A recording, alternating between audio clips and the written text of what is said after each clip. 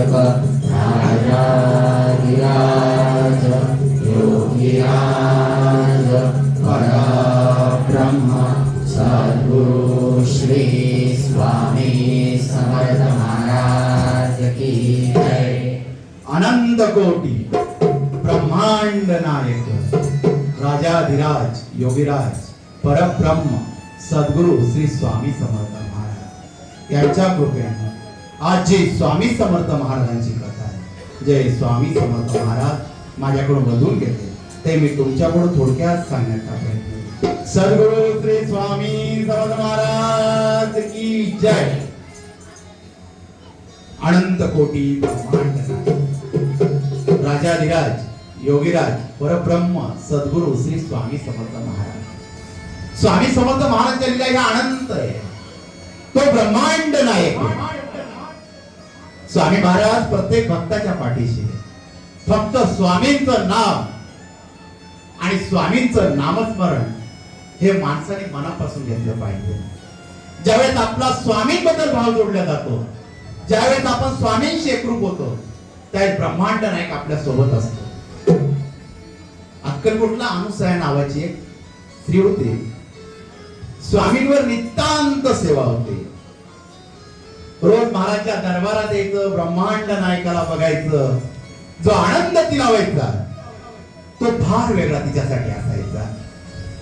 स्वामींकडे बघायचे आणि महाराजांना नमस्कार करायची आणि त्या वटवृक्ष छायेच्या मठामध्ये जी घाण झालेली असायची पूर्ण झाडून टाकायची, सर्व स्वच्छता करत असेल ती वटवृक्ष मंदिरामध्ये। आणि माझा ब्रह्मांड नायक हे सर्व बघत असेल, कारण की त्या अनुसयाच्या मनामध्ये अनंत दुःख होते, ती मनातल्या मनात साठवत होती। मनामध्ये कधी यायचं, स्वामींना बोलून दाखवावं, पण हिम्मत होत नसे की स्वामी पुढे जावं कसं आणि स्वामींना सांगावं कसं, हा प्रश्न तिच्या मनामध्ये निर्माण होत असे। स्वामी बसलेले होते, स्मित असे सुंदर माझा ब्रह्मांड नायक हसत होता। ज्यावेळेस माझे स्वामी महाराज हसायचे ना, त्यांच्याकडे बघत राहावं, इतकं सुंदर हसणं माझ्या ब्रह्मांड नायकाचं होतं, माझ्या स्वामी समर्थांचं होतं। अनुसया हात जोडून स्वामींकडे बघत होती आणि अनुसयाचा लहान मुलगा अनुसयाचा हात धरलेला होता आणि बघत होता आपल्या आईकडं। आपल्या आईची भावना किती स्वामींच्या चरणी हे तो मुलगा आईकडे बघत होता। अनुसया मनातलं दुःख स्वामींना सांगत होते आणि स्वामी महाराज बसल्या बसल्या म्हणत होते, अनुसया आम्ही लवकर तुझी इच्छा पूर्ण करणार, तुझ्या मनात आहे ते आम्ही ओळखतो, काळजी कर नकोस, आम्ही सदैव तुझ्या पाठीशी आहोत। ज्यावेळेस माझे स्वामी हे बोलत होते, अनुसया हात जोडत होती।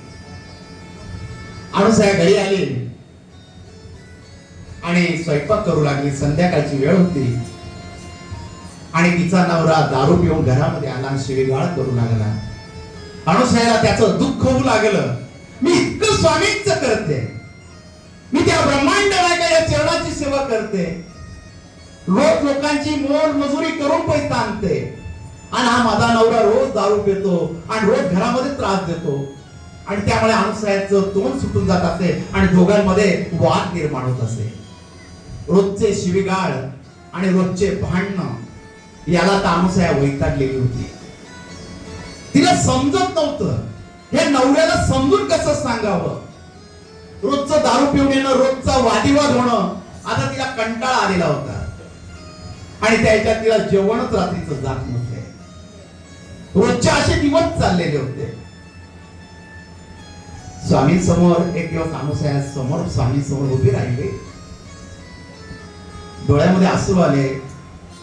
प्रत्येक स्त्रीची प्रार्थना असते, माझ्या नवऱ्याला कुठलंही व्यसन नसावं आणि ज्याही घरामध्ये नवरा दारू पित असेल, रोज संध्याकाळचे वादिवाद होत असत, त्या घरची परिस्थिती फार बिकट असते, त्या घरच्या त्या स्त्रीची मनस्थिती फार बिकट असते।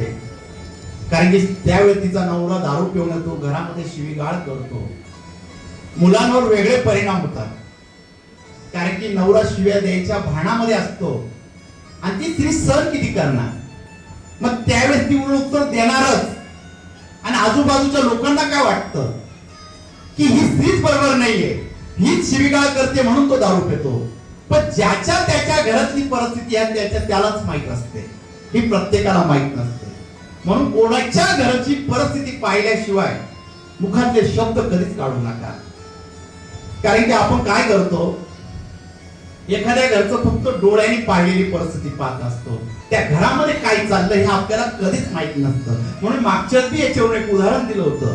त्या उदाहरणामध्ये खूप शिकण्यासारखं आहे. कारण डोळ्यामध्ये आणि कानामध्ये 4 बोटाचं अंतर असतं. कधी कधी डोळ्याने पाहिलेलं खोटं असतं. कारण की जे नवरा बायको असतात, नवीन लग्न झालेलं असतं आणि फिरायला जायला असतात, आणि फिरून आल्यानंतर आपल्या घरचा संसार त्यांचा सुरू झालेला असतो. नवरी नवीन घर असतं म्हणून तिला घरातल्या काही परिस्थिती माहित नसते. रोज सकाळी नवऱ्याला नाश्ता करून द्यायचा, चहा पाणी करून द्यायचा. नवरा नोकरीला गेला, तिचं दिवसभरचं काम चालायचं. सकाळी ती उठली, पडदे बाजूला केले आणि नवऱ्याला चहा देत होती आणि शेजारच्या बाईने कपडे वाळत टाकलेले होते. त्यावेळेस ही नवऱ्याला बोलले, ही शेजारची बाई कपडे कसे धुते, किती कपडे विचित्र धुत जाते, कपडे स्वच्छ निघत नाही, पाण्यामध्ये बुडून तसेच काढते आणि वळदेवर टाकत असते.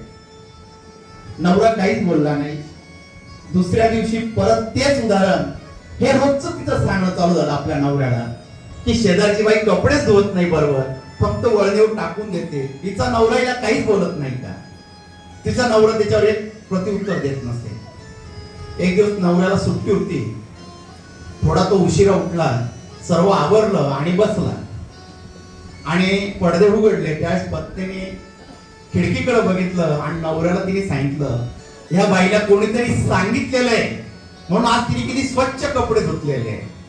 असे जर रोज धुतले तर हिला कोणी बोलणार आहे का? त्याच दिवसा नवरा तिच्याकडे पाहून हसला आणि म्हणाला, कपडे ती रोज चांगलेच धुते, पण आपल्या खिडकीची काच खराब झाली होती, आज सकाळी मी ती पुसून टाकली म्हणून तुला कपडे स्वच्छ धुतात. म्हणून कधीही कोणाबद्दल विचार करताना डोळ्यामध्ये कानामध्ये 4 बोटाचं अंतर असतं. कुणाबद्दल लगेच वाईट विचार कधी करायचा नसतो. म्हणून कोणाच्या घरची परिस्थिती कशी असती, त्यांचे वाद झाले, त्याच्यावर अनुमान आपण कधीच लावायचं नसतं.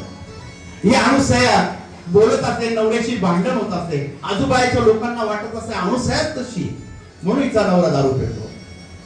भांडण विकोपाला गेलं आणि एक दिवस स्वामी समोर आली, रडू लागली, डोळ्यामध्ये अश्रू भरले. त्याच तिच्या बरोबर जो मुलगा होता तो तिला सांगू लागला, आई तू रोज स्वामींचं सेवा करते, मग तू स्वामींना का सांगत नाही? तुझ्या मनामध्ये पडलेला प्रश्न तो एकदा स्वामींना सांग ना आई. सांगत रे बाळा, वेळ आल्यावर स्वामीच माझ्याकडून वधून घेतील, तू काळजी करू नको. हो आई, बाबा आपल्या मनातलं ओळखतात. हो, स्वामी आपल्या मनातलं ओळखतात. अनुसया घरी आली. परत संध्याकाळी नवरा बायकोचे वाद झाले आणि मुलगा घाबरला, तो बापाला घाबरू लागला आणि बाजूला जाऊन बसला.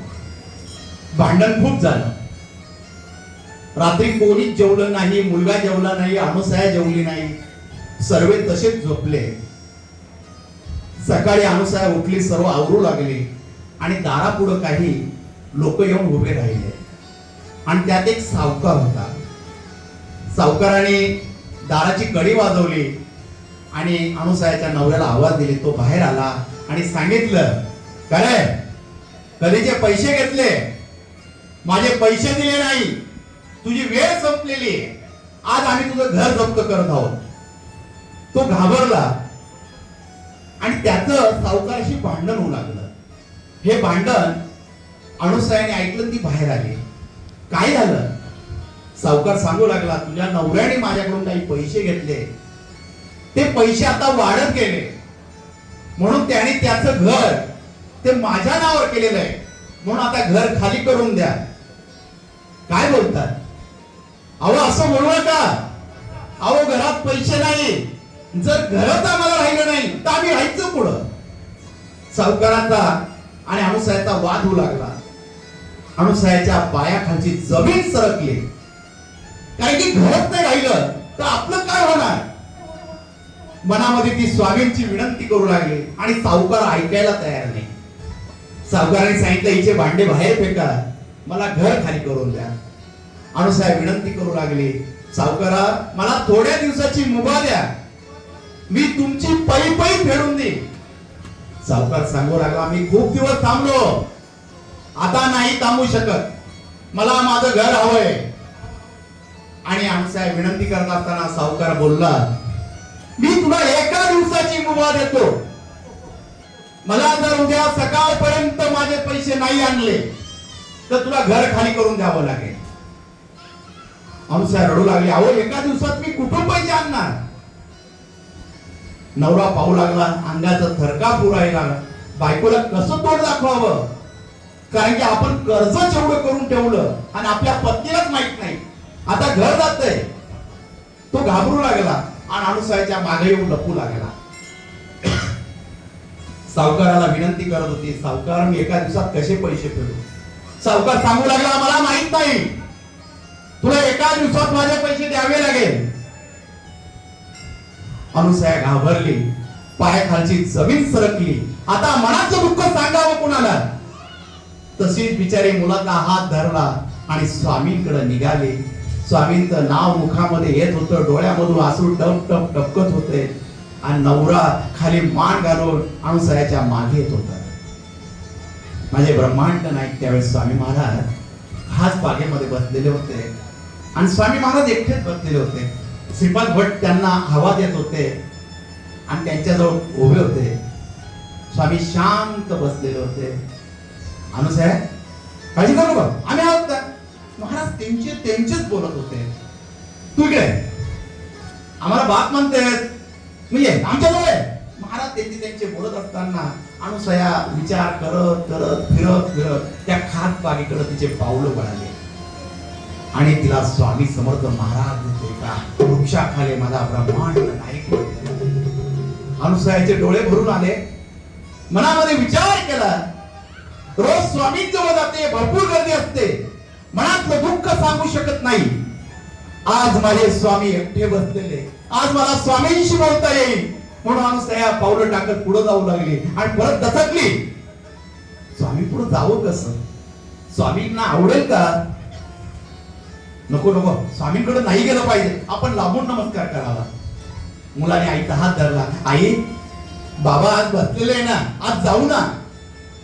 अनुसयात हिंमत तयार झाली आणि ती स्वामी पुढे पावलं टाकत टाकत निघाली. माझे स्वामी महाराज अनुसयाची वाट पाहत होते आणि बोलू लागले, माई आली ये.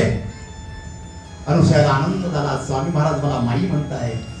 अनुसया जवळ गेली, स्वामींचे घट्ट चरण पकडले. स्वामी काय सांगू, अहो आता जे घर आहे ते बी चाललं, नवऱ्याने सर्व दारूमध्ये पैसे घातले, घरामध्ये एक पैसा उरलेला नाहीये. स्वामी रोज मोल मजुरी करून कसे तरी दिवस काढत होती स्वामी, पण आता दिवस काढणं मुश्किल आहे, घरात राहणं मुश्किल आहे. स्वामी काहीतरी मार्ग काढावं.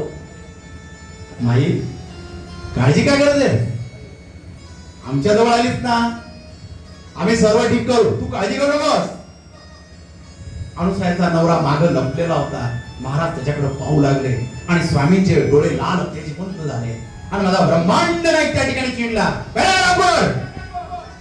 बघतोस, आमच्या माईला त्रास देतोस, तुला वेळ पाहतो. आणि अनुसयाचा नवरा घाबरू लागला आणि स्वामींचे चरण पकडले. स्वामी मला क्षमा करा, यावेळेस मी कधीच दारू पिणार नाही. स्वामी महाराज तुमची चरणांची सेवा करेन आणि अनुसयाला कधीच त्रास देणार नाही. खरं सांगतोस का, ध्यान ठेव. महाराज जोरात शब्दामध्ये बोलले आणि अनुसया स्वामींचे चरणांजवळ रडू लागले. त्यावेळेस स्वामी महाराज बोलू लागले, अनुसया एक काम कर, आमच्या पायाच्या पादुका काढ आणि तुझ्या नवऱ्याच्या डोक्यावर ठेव, सर्व ठीक होईल, काही नकोस.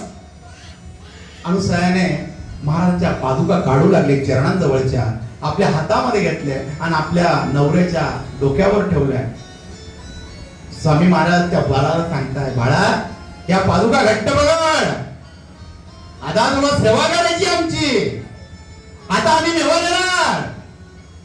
अनुसया हात जोडून होती आणि स्वामींनी पाय बाजूला केले आणि सांगू लागले, माझ्या पायाखालची माती थोडी बाजूला कर.